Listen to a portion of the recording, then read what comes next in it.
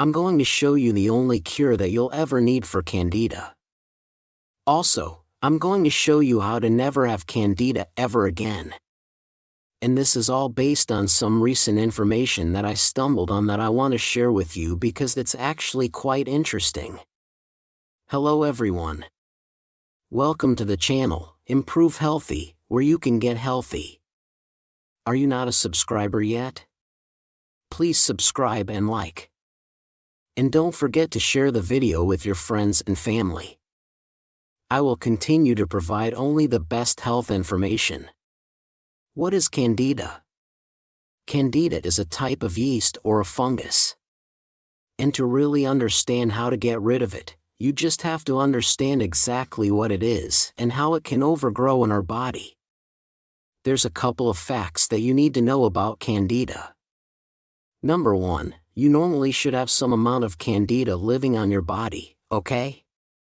In your mouth, in your digestive tract, and many other locations. The problem with Candida is when it overgrows. And there are quite a few different strains of Candida out there. There's like 150 different types and some are more pathogenic than others. And so a yeast or a Candida is just one type of microorganism that is living inside your body as well as superficially.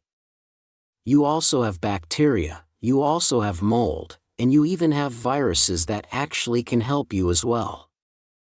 There, bacteria in check. Now with Candida, it's the bacteria that keeps this Candida in check. And so without bacteria, you'll get this overgrowth of Candida. And the single biggest cause is antibiotics. They're called an immunosuppressive therapy. So when you take an antibiotic, it wipes out the good bacteria. And now we have nothing to counter this overgrowth of yeast, but there's more to the story. So stay with me, as a side note, and this is very interesting. Out of all the antibiotics that are sold in the US, nearly 80% of them are sold in agriculture. Only 20% are sold through like a doctor's office. So our animals are given antibiotics, not because they necessarily have some type of sickness, but it allows that animal to live in a stressful environment. It allows for, or a dirtier environment, or a less nutritious environment, because if you're giving this antibiotic to this animal, it can at least temporarily lower the infection rate. Not to mention, it will put on weight. And the problem with that topic is there's a lot of secrecy in this area. It's very difficult to find, data on the sales of antibiotics, and especially in the US, it's very difficult to track down if there was an outbreak of E. coli, for example, or Salmonella. It's very difficult to track. Where that outbreak originated from versus in Europe, they do track that, but in the US, they don't track that. And so you're probably wondering, where does this E. coli or Salmonella come from? Well, it comes from the manure that is put on the soils that we grow these vegetables with, the manure from animals who had antibiotics, who then ended up with super bugs and microbes that cannot be killed by antibiotics, because the more antibiotics are given to an animal or human, you develop antibiotic resistance. So this whole focus on antibiotics. It's not just about you taking antibiotics. It's about the antibiotics given to animals. It's about the antibiotics given to animals that then create manure that we use in soils that we grow our food on. So if you're a vegan or a vegetarian and you don't consume these animal products, well, you might be getting indirectly from the soil those plants are growing on. And so the problem is everything's going to sterilization. We have to sterilize our food. We have to radiate our food to make sure there's no pathogens. We have to overcook our food to prevent these pathogenic microbes from going in our body. And this is why, even if you were to buy a chicken, a commercial chicken, and you cook it, well, when you cut it up on your cutting board, there's a real high risk of having this contaminated cutting board that then gets on your fingers, that gets in your body, and it can create food poisoning. So that's a little data on antibiotics.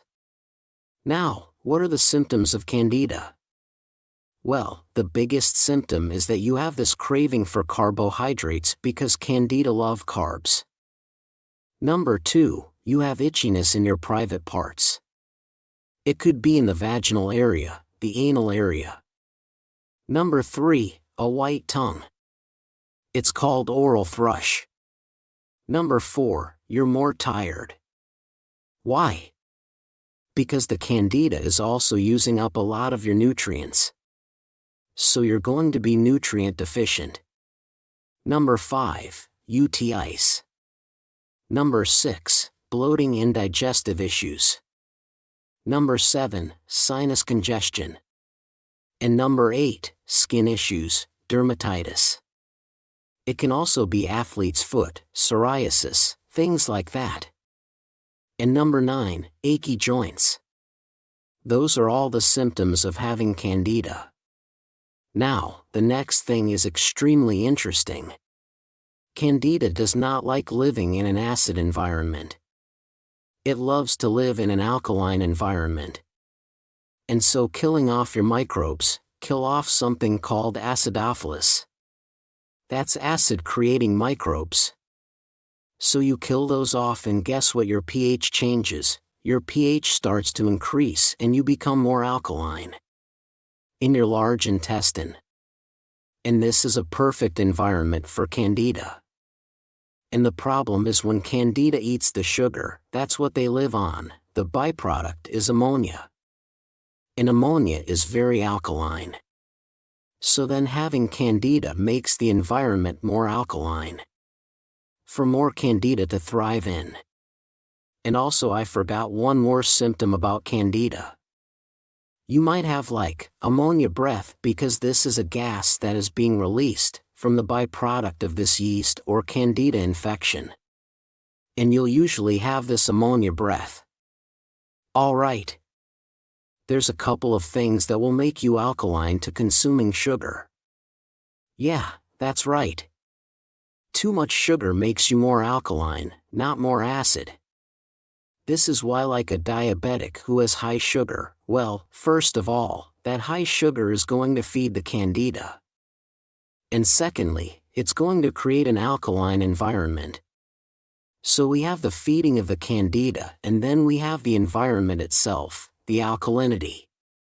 The next thing that makes an alkaline environment for Candida to thrive in is stress. That's right. Stress alkalizes the body. Interesting. 'Cause you're losing the acids when you go through stress. So anything that will increase cortisol will make you more alkaline, increasing the environment for Candida. The next thing is birth control pills, as well as being pregnant. Both will alkalize the body, increasing the environment for Candida to thrive. And then we also have antacids, right? They alkalize the body, increasing your risk of Candida. And so all of these things can worsen Candida. So what can you do? Well, number 1, you need to run your body on ketones. Ketones are acid, and that will help to re-establish the pH. Plus, going on the ketogenic diet lowers the amount of sugar, which the Candida thrives on. So we're going to basically start them off with the ketogenic diet. And of course, I would also, along with that, do intermittent fasting. Alright, next thing is probiotics. You must be taking a probiotic, acidophilus included, because we want to start building up the microbes to help keep the overgrowth of Candida in check. Next thing on the list is fermented vegetables like sauerkraut or kimchi. Both of those products have probiotic and prebiotic fibers that feed your microbes. Next thing that's really good is oregano oil. Garlic is also another good thing, but oregano oil is a really good antimicrobial without the side effects. Next thing on the list is apple cider vinegar. Why? Because it's acidic. Any acid is really good to help kill off bacteria. Candida. And this is why coconut oil is also really good, because it has 3 main acids. And one of them is a very potent antifungal. So we don't want to forget coconut oil because that's important. You can also do MCT oil as well.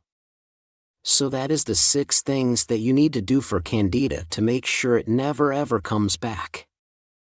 Thank you very much for your time. I hope you remember and take good care of your health with this information. If you find today's video useful, don't forget to subscribe and like. Also, please share the video with your family and dear friends.